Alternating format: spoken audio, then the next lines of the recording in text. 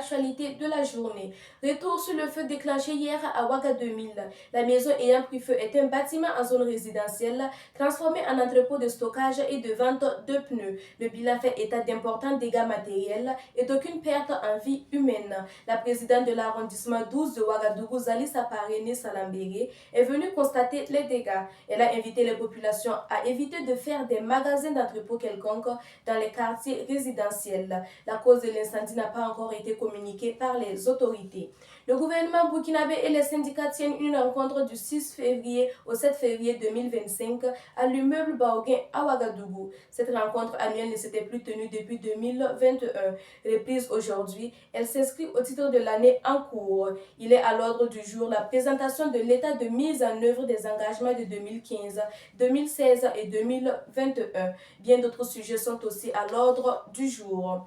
Donald Trump a signé aujourd'hui un décret aux États-Unis empêchant les athlètes transgenres de participer au sport féminin. D'après le président américain, je cite, « Avec ce décret, la guerre contre le sport féminin est terminée. À Los Angeles en 2028, mon administration ne restera pas les bras croisés à regarder des hommes battre des athlètes féminines. » Fin de citation.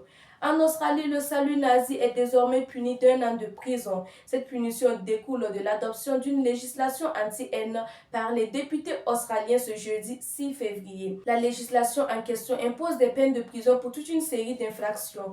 Parmi elles, le financement du terrorisme est désormais passible de 3 ans de prison et les infractions comme la participation à un acte terroriste de 6 ans de prison. Et c'est tout pour le récapitulatif de l'actualité de ce jeudi. Rendez-vous demain pour d'autres actualités, vos impressions en commentaire.